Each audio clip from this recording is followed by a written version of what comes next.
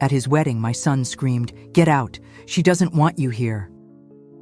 I walked out silently, tears streaming. The next day, "Mom, give me the mansion keys, we're honeymooning there." I gave him the keys with a smile. When they turned on the TV in the master bedroom, there was a nice video of his bride playing on every channel.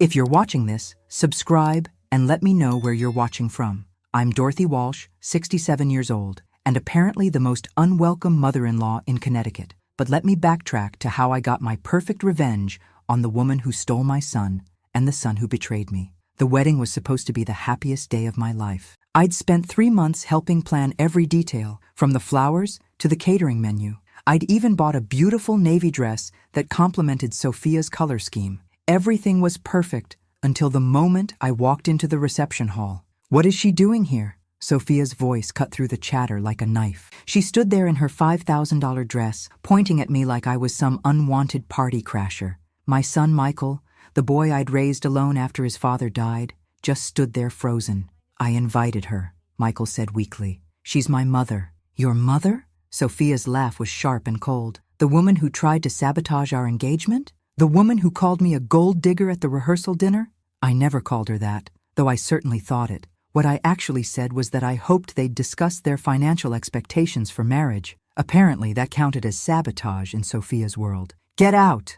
Michael suddenly exploded, his face red with champagne and anger. "She doesn't want you here. And honestly, neither do I. This is supposed to be our day, not another one of your guilt trips." The entire reception hall went silent. 200 guests stared at me as tears rolled down my cheeks. My own son, the boy I'd worked 3 jobs to put through college, was throwing me out of his wedding like yesterday's garbage. I didn't argue.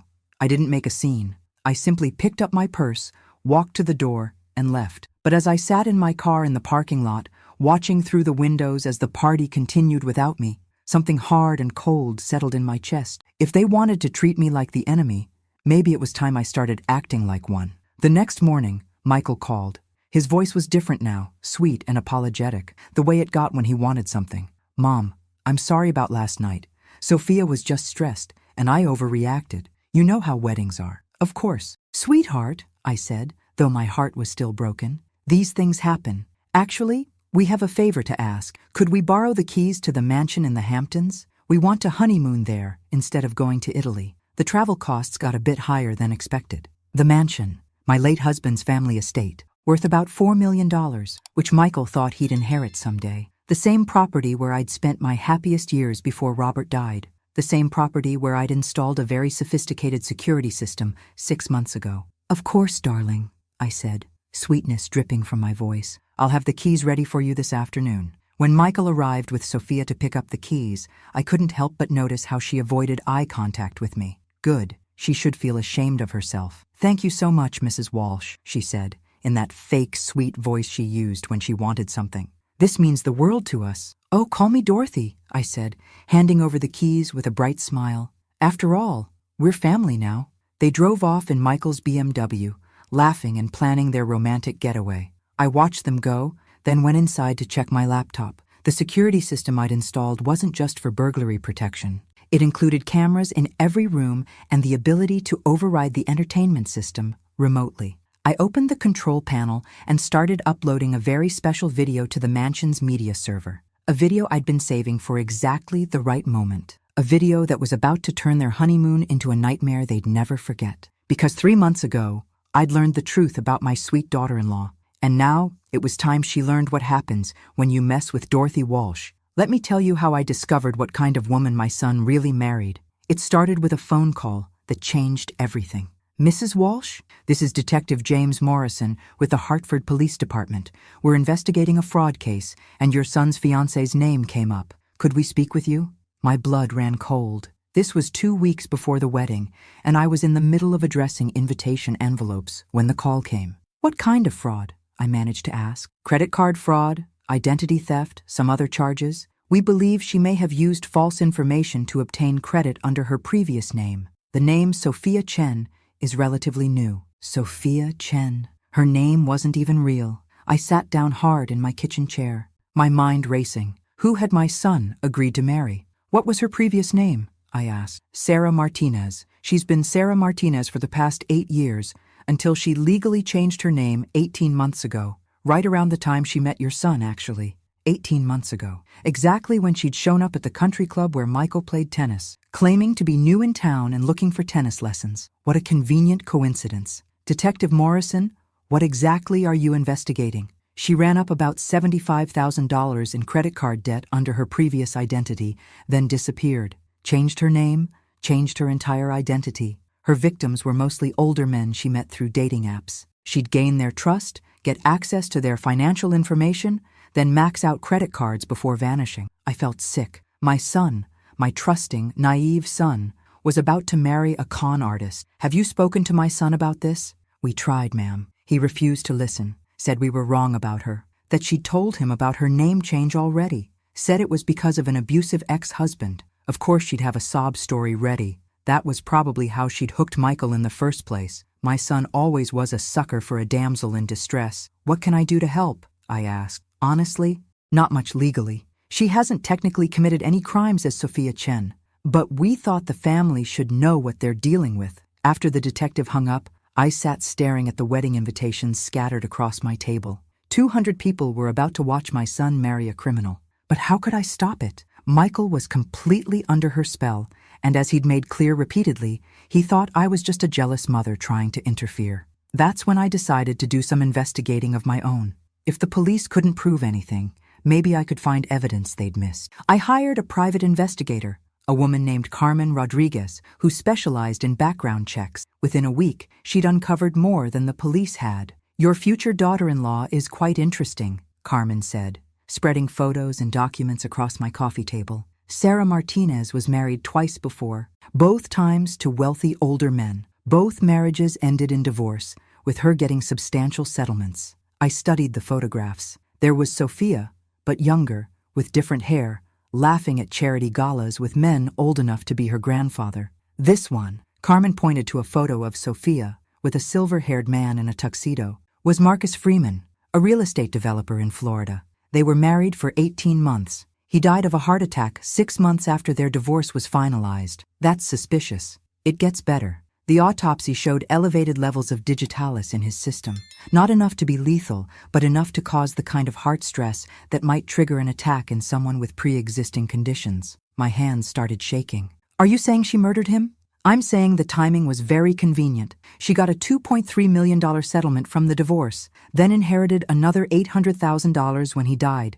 No charges were ever filed, but the family was suspicious enough to request the autopsy. Carmen pulled out another file. Then there's husband number 2, David Park, a tech executive in California. Same pattern.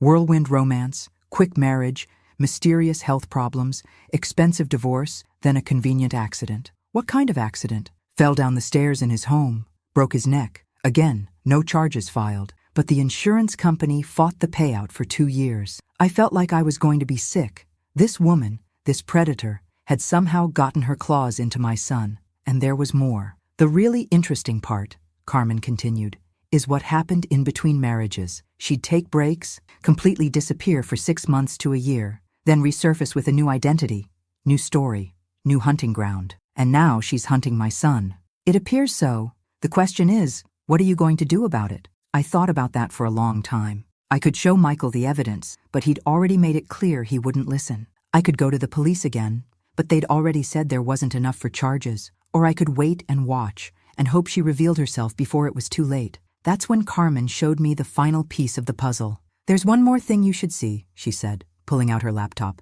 I managed to hack into Sarah's old iCloud account, the one she thought she'd deleted. She's not as tech-savvy as she thinks. The video started playing, and my jaw dropped. There was Sophia, or Sarah, or whatever her real name was, but she wasn't alone, and she definitely wasn't the innocent victim she pretended to be. When was this filmed? I asked. Based on the metadata, about 6 months ago, right around the time she got engaged to your son. I stared at the screen, watching my future daughter-in-law in a very compromising position, with a man who definitely wasn't Michael. The audio was crystal clear, including the part where she laughed about her naive fiancé and how easy it would be to clean him out. Can you make me a copy of this? I asked. Carmen nodded. What are you planning to do? I smiled for the first time in weeks. I'm going to save my son, even if he hates me for it. The next 2 weeks before the wedding were the longest of my life. Every day I watched Michael get more excited about his future with Sophia, and every day I knew more about what she really was. I tried one more time to talk to him, 3 days before the ceremony. Michael, sweetheart, are you absolutely sure about this marriage? Have you and Sophia discussed your long-term financial goals? He rolled his eyes. Mom, not this again. Yes, we've talked about money. Yes, I know you think she's after the family money, but you're wrong about her. What exactly has she told you about her past? She was married before to an abusive man.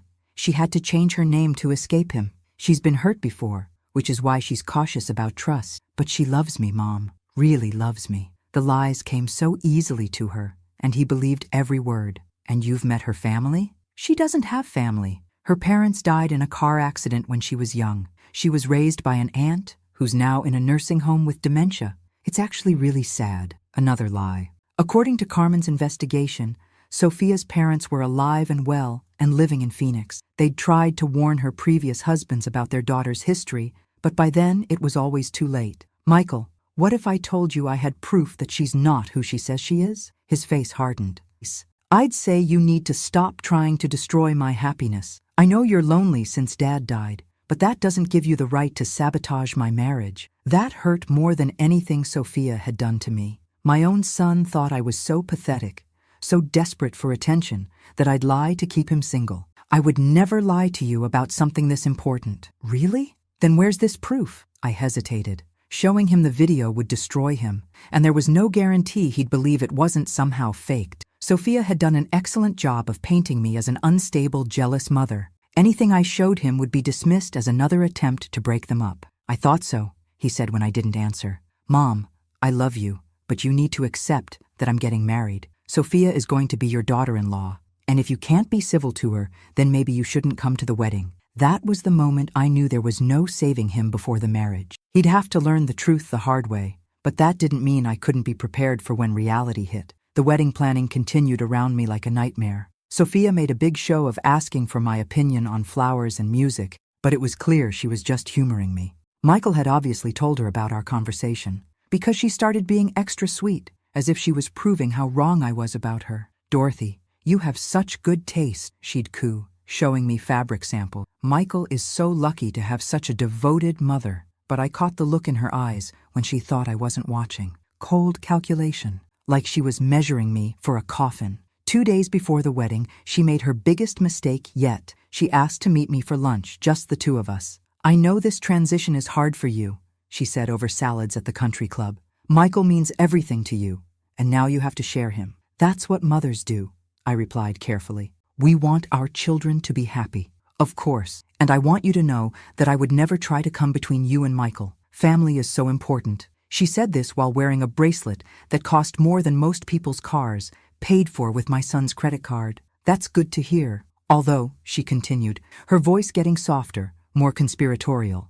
I hope you understand that as Michael's wife, I'll need to be his primary confidant, especially about financial matters. It wouldn't be appropriate for him to discuss our private business with anyone else, even family. There it was, the opening move to cut me out of Michael's life completely. I wouldn't expect him to share personal information, I said. Wonderful, because I'd hate for there to be any confusion about boundaries. Michael needs to feel like he can be completely honest with me, without worrying about judgment from others. She was already planning to isolate him, to make sure no one could warn him when she started draining his accounts. Sophia, can I ask you something? Of course. Do you love my son? Her smile never wavered, but something flickered in her eyes. What a strange question. Of course I love him. Why would you ask that? Because loving someone means wanting what's best for them, even when it's not what's best for you. And I wonder if you've ever loved anyone that way. Now the mask slipped, just for a second. I saw the real Sophia, cold and calculating and completely without empathy. I think, she said slowly, that you don't know me as well as you think you do. You're absolutely right, I replied. I don't know Sarah Martinez at all. The effect was electric. Her face went completely white, then flushed red. For a moment, I thought she might actually lose control. I don't know what you're talking about. Of course you don't. Just like you don't know Marcus Freeman or David Park. She stood up so quickly her chair fell over. This lunch is over. Sit down. Sophia, or Sarah, whichever name you prefer. She sat, but her hands were shaking now. Here's what's going to happen. I continued calmly. You're going to marry my son because stopping you now would hurt him more than letting you go through with it. But I want you to know that I know exactly what you are. And the second you hurt him, I will destroy you. You can't prove anything, can't I? I pulled out my phone and showed her a screenshot from the video Carmen had found. Not the worst part, just enough to let her know what I had. The color drained from her face completely. That's impossible. I deleted everything. Technology is amazing these days, isn't it? Delete doesn't always mean gone forever. She stared at the phone, then at me. What do you want? I want you to be a good wife to my son. I want you to love him and take care of him and never give me a reason to share what I know about your past. And if I don't, I smiled and put my phone away. Then you'll find out what happens when you underestimate a mother protecting her child. She left without another word, and I sat there finishing my salad, feeling better than I had in weeks. At least now she knew I wasn't the helpless old woman she'd thought I was. But I should have known that threatening a predator would only make her more dangerous. The honeymoon was supposed to last a week. They came back after 2 days, and Michael looked like he'd seen a ghost. They showed up at my house on Tuesday morning, Sophia's face red and puffy from crying, Michael pale and shaking. I opened the door with my warmest smile. Hello, darlings. You're back early. How was the mansion? You know damn well how it was, Michael said, pushing past me into the living room. Sophia wouldn't even look at me. She stood in my foyer like she was afraid to come any closer, which was probably smart of her. I'm afraid I don't understand, I said innocently. Did something happen? The video. Mom. The video that somehow got uploaded to every television in the house. The video that started playing the moment we turned on any screen. I gasped dramatically. Oh my goodness. Was there a virus in the system? How terrible. Cut the act, Michael snapped. You did this. Somehow you did this. Michael. Honey, I don't know anything about uploading videos. You know I can barely work my email. But I'd practiced that speech. Carmen had taught me exactly what to do with the mansion's smart home system. It was remarkably easy once you knew what you were doing. It was her, Sophia finally spoke, her voice hoarse. She threatened me at lunch. She knows things about my past, things that aren't true, and she's trying to destroy our marriage. What things? Michael asked, looking between us. This was the moment I'd been waiting for. Time to let them destroy each other. Sophia, if you have something to tell Michael about your past, now would be a good time, I said gently. It's all lies, she said desperately. She hired someone to make fake documents, fake videos, fake everything. She can't stand that you chose me over her. Michael looked confused. What fake documents? What videos? I walked to my desk and pulled out the folder Carmen had given me. Perhaps these will clear things up. I handed him the file with copies of her marriage certificates, divorce documents, police reports, and the newspaper articles about her previous husband's deaths. Michael's hands shook as he read through everything. Sophia, what is this? Why does this say your name is Sarah Martinez? I can explain. And why are there 2 marriage certificates with your picture on them? Michael, please, let me... And what's this about a David Park dying in a fall down the stairs? Sophia, who are these people? She was crying harder now, makeup streaming down her face. I was going to tell you everything after we were married. I was scared you wouldn't understand. Understand what? That you've been married twice before? That 2 men died after divorcing you? That your real name is Sarah? It's not what it looks like. Then explain it, he said, his voice getting louder. Explain why my mother has newspaper clippings about you being investigated for insurance fraud. Explain why there's a police report here about credit card theft. I sat down in my armchair and watched my daughter-in-law's world collapse. It was even more satisfying than I'd imagined. The name change was because of an abusive ex-husband, she said desperately. I told you that. And yes, I was married before, but those men, they weren't good people. They tried to control me, to hurt me. By giving you millions of dollars in divorce settlements? Michael's voice was ice cold now. I never asked for that money. They forced it on me because they felt guilty about how they treated me. And then they both just happened to die in accidents? I didn't have anything to do with that. Michael looked at me. Mom, where did you get all this? I hired a private investigator after Detective Morrison called me about the fraud case. What fraud case? I explained about the phone call, about the credit card debt she'd run up under her previous name, about the pattern of targeting older men through dating apps. But she didn't meet me through a dating app, Michael said slowly. She met me at the tennis club. Actually, I said gently, according to the investigator, she joined that tennis club 3 days before meeting you. right after she researched your family and found out about your father's estate. Michael sank into my couch like all the air had gone out of him. You researched my family? Michael, please, I love you. I really love you. Everything else was in the past before I met you. You changed me. The same way Marcus Freeman changed you? The same way David Park changed you? This is different, is it? Because according to this police report, you told David Park the exact same thing, that he'd changed you, that you'd never felt love like this before, that your past didn't matter because you were different with him. I hadn't mentioned that detail to Michael. He'd figured it out himself by reading the investigator's notes. My son was smarter than I'd given him credit for. Michael, I know this looks bad, but looks bad? He stood up, pacing around my living room like a caged animal. Sophia, or Sarah, or whoever you are, I just watched a video of you having sex with another man while talking about how easy it would be to rob me blind. How exactly is that supposed to look good? She went completely silent. The crying stopped. The desperate explanations stopped. Everything stopped. When she finally looked up at him, I saw the real woman behind the mask for the first time. You want to know the truth? She said, her voice completely different now. Colder, harder. Fine. Here's the truth. Yes, I researched your family. Yes, I joined that tennis club to meet you. Yes, I lied about my past. But so what? You got exactly what you wanted out of this marriage. What I wanted? A beautiful young wife who made you look successful. Someone to show off at your country club. Someone to make your friends jealous. You think I didn't know you were just trying to prove something to your dead father? Michael's face went white. That's not true. Really? Then why did you propose after 2 months? Why did you insist on having the wedding at the country club where all his old friends could see? Why did you tell everyone about how I was different from other women because I wasn't interested in your money? I had to admit, she had him there. Michael had always been insecure about living up to his father's legacy. You used me, he said quietly. We used each other, she corrected. The only difference is I'm honest about it. Did you ever love me at all? She was quiet for a long moment. Then, I loved the life you could give me. I loved the security, the status, the future we could have had. But love you?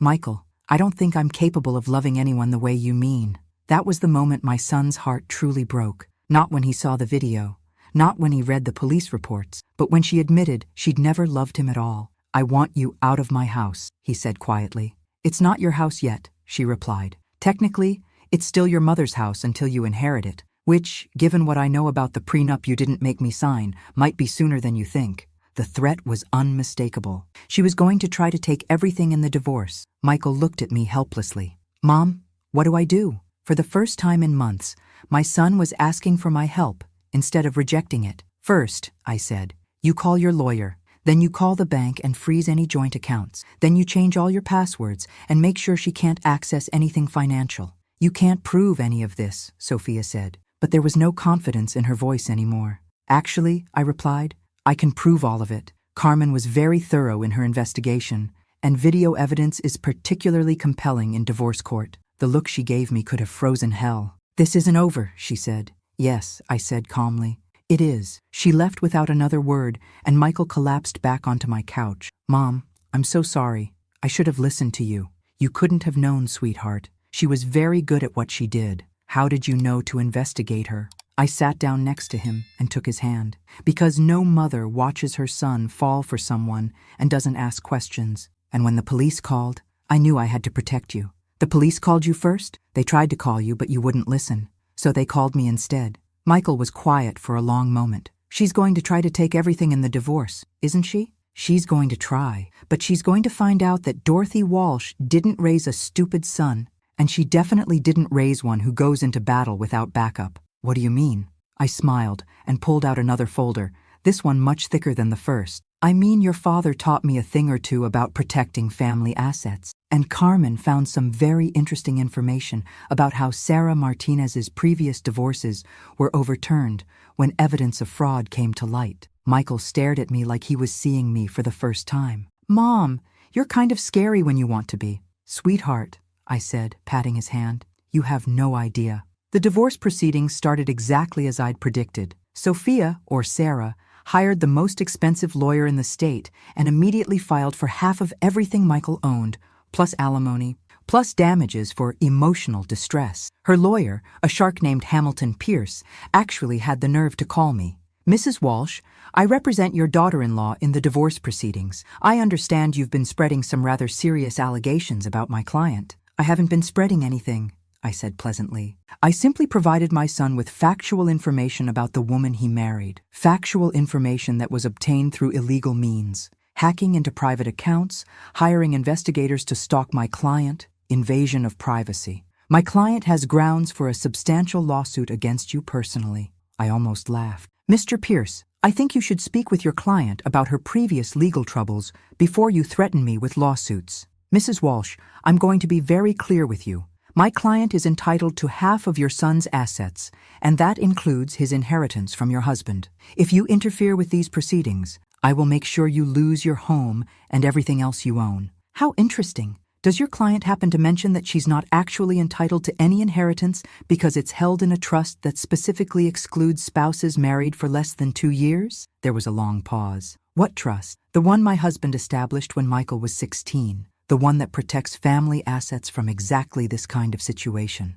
I'm surprised Sarah didn't research that when she was researching everything else about our family. Another pause. I'll need to see documentation of this trust. Of course, my lawyer will provide copies during discovery, along with all the documentation about Sarah's previous marriages and the civil suits filed against her by the families of her deceased ex-husbands. Pierce hung up without another word. 2 days later, Sarah showed up at my house again. This time she was alone, and she looked desperate. "We need to talk," she said when I opened the door. "I don't think we have anything to discuss. Please, just 5 minutes." Against my better judgment, I let her in. She stood in my living room looking around like she was calculating the value of everything she could see. "You've won," she said finally. "Is that what you want to hear?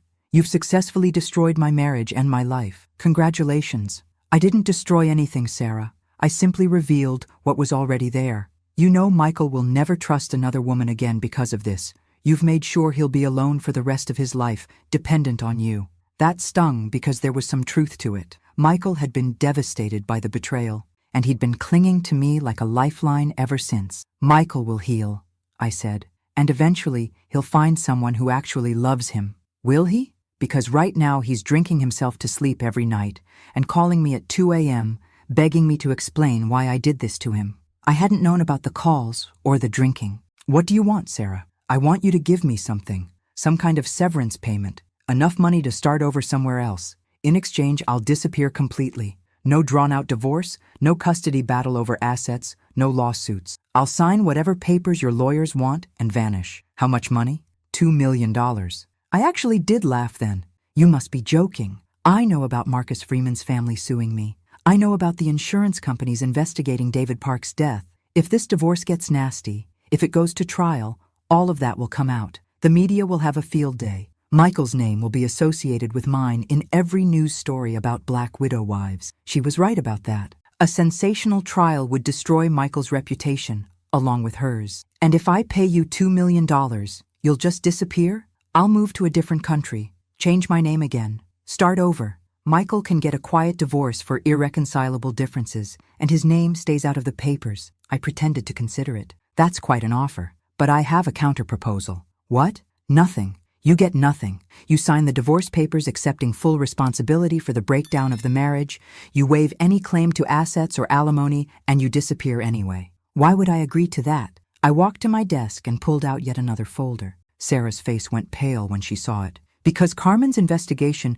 turned up something very interesting about David Park's death. The insurance company wasn't the only one asking questions. His family hired their own investigator, and that investigator found some fascinating evidence." "What evidence?" "Security camera footage from a neighbor's house showing you leaving David's home at 11:47 p.m. the night he died. Footage that clearly shows you coming back at 1:23 a.m., staying for exactly 4 minutes, then leaving again." Sarah sat down hard in my armchair. "That's impossible. The timestamp is very clear. David's body was found at the bottom of the stairs the next morning, but according to the coroner, he died between midnight and 2 a.m., which means you were there right around the time he died. I went back because I forgot my purse. For 4 minutes? And you didn't think to mention this to the police at the time?" She was trapped and she knew it. The security footage wouldn't be enough to convict her of murder, but it would be enough to reopen the investigation. And if they reopened David Park's case,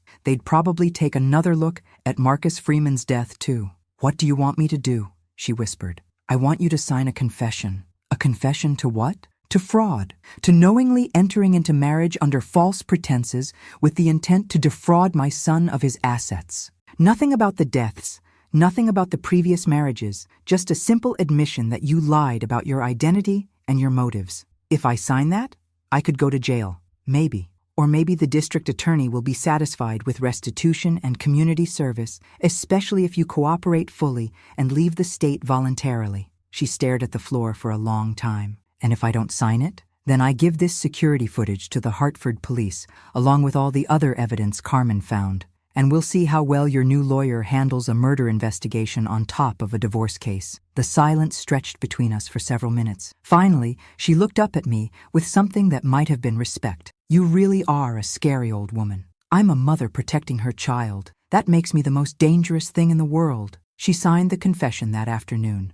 Within a week, she'd filed for divorce on no-fault grounds, waiving all claims to Michael's assets. Within a month, she'd left Connecticut entirely. Michael never knew about the confession or the security footage. As far as he knew, Sophia had just decided to leave quietly rather than fight a losing battle. He was hurt and angry and confused, but he was safe. The drinking stopped after a few weeks. The late-night phone calls ended when her number was disconnected. Slowly, very slowly, my son started to heal. "Mom," he said one afternoon, about 2 months after she'd left, "I owe you an apology. A big one." "You don't owe me anything, sweetheart." "Yes, I do. I chose her over you. I accused you of being jealous and controlling when you were just trying to protect me. I threw you out of my own wedding. You were in love. People do stupid things when they're in love. I hurt you, really hurt you, and you saved me anyway." I thought about that night in the mansion, watching Sarah's face when she realized I'd trapped her completely.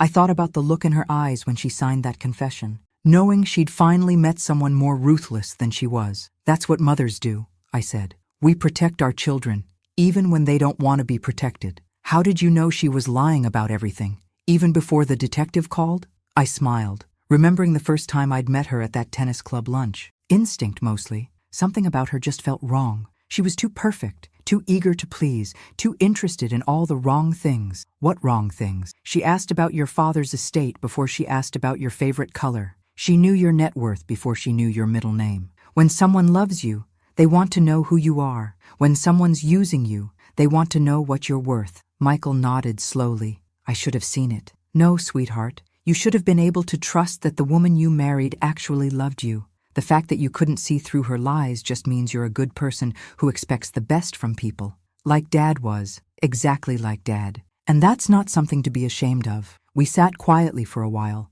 watching the sun set through my kitchen window. Finally, Michael spoke again. "Mom, how do I make sure this never happens again? How do I trust anyone after this?" "Carefully," I said, "but you will trust again, eventually. Because the alternative is spending your life alone, and that's exactly what she wanted. She wanted to poison you against love so completely that you'd never risk your heart again. Maybe that would be safer. Safer, yes, but not happier. And your father didn't raise you to choose safe over happy." Michael smiled for the first time in months. "No, he didn't. Besides," I added, "next time you'll have the advantage of a very paranoid mother who knows exactly how to run a background check." He laughed, and the sound filled my heart with relief. My son was going to be okay. It would take time, but he was going to be okay. And if anyone else ever tried to hurt him, well, they'd find out what I'd learned about myself during this whole ordeal. There's nothing more dangerous than a mother who's discovered she's capable of anything.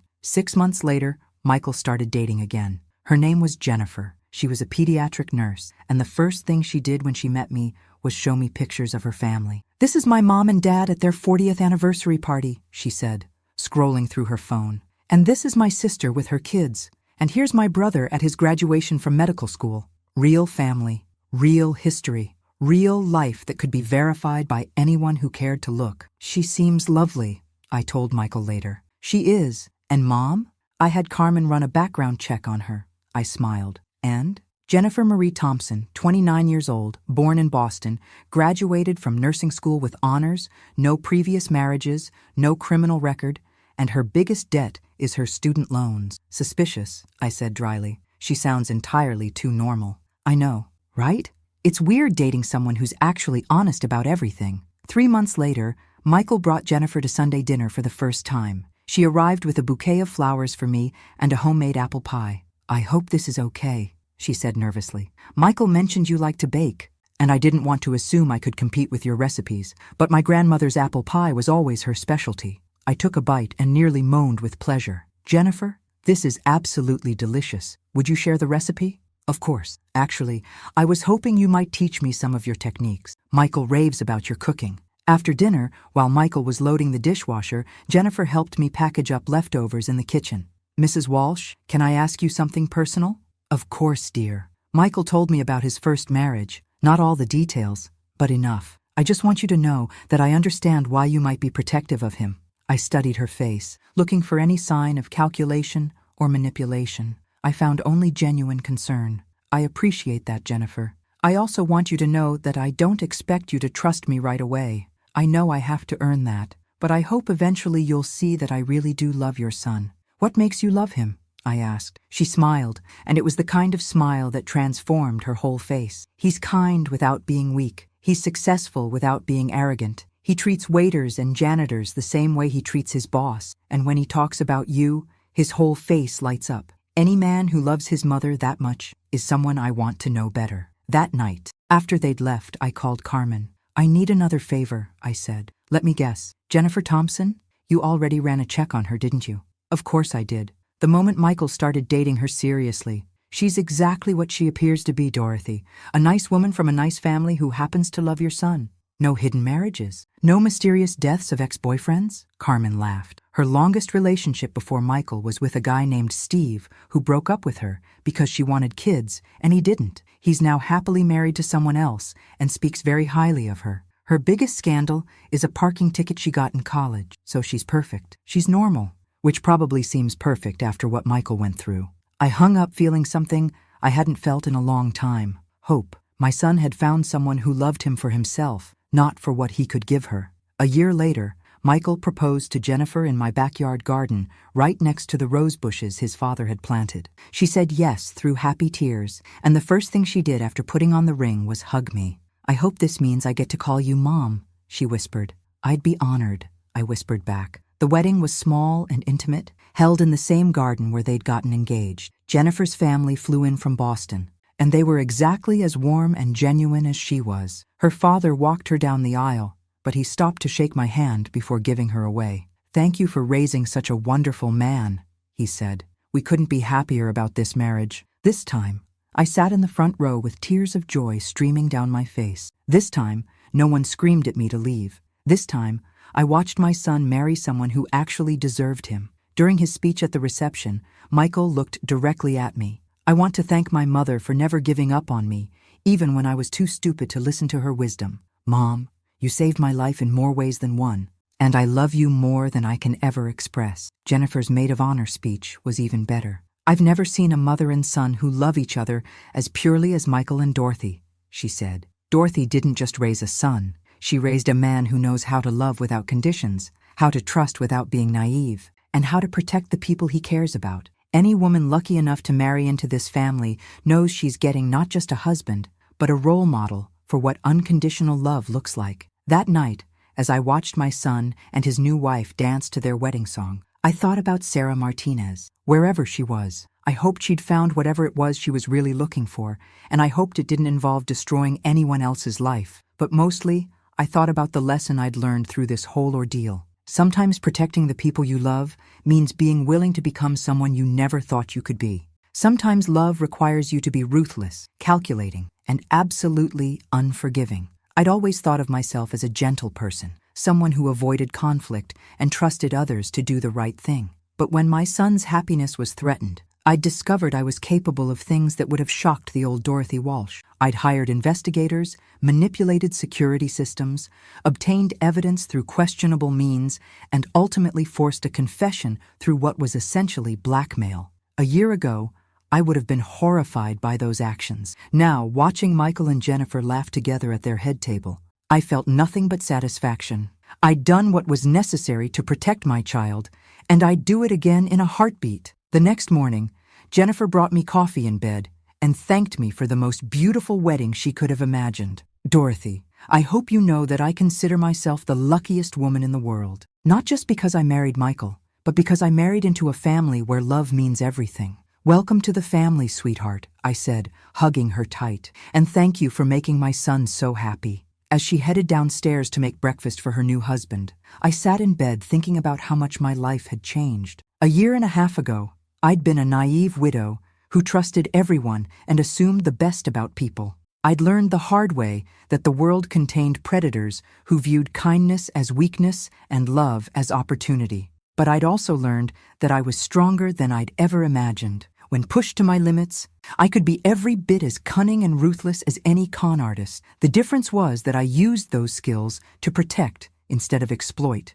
to defend instead of attack. My phone buzzed with a text from an unknown number. I saw the wedding announcement in the paper. Congratulations to Michael and his new wife. I hope they'll be very happy together. S. Sarah Martinez, checking in from whatever new life she'd built for herself. I stared at the message for a long moment, then deleted it without responding. Some chapters of life are meant to stay closed. I got up, put on my robe, and went downstairs to join my son and daughter-in-law for breakfast. My real family, the one built on truth and love and mutual respect. Good morning, Mom, Michael said, kissing my cheek. Sleep well? Perfectly, I said, and meant it. After everything we'd been through, everything I'd had to do to protect him, this was what mattered. My son was safe, happy, and loved by someone who deserved him. Sometimes the best revenge isn't getting even. Sometimes the best revenge is simply ensuring that good people get the happy endings they deserve. And sometimes being a good mother means being willing to be the villain in someone else's story. I poured myself coffee and sat down with my family, finally at peace with both the woman I'd been and the woman I'd had to become. If you're watching this story, I want you to remember something. Never underestimate a mother protecting her child. We're capable of anything when the people we love are threatened. And to any predators out there thinking you can target someone's family, think again, because somewhere out there is a mother like me, and we're always watching. Thanks for listening. Don't forget to subscribe and feel free to share your story in the comments. Your voice matters.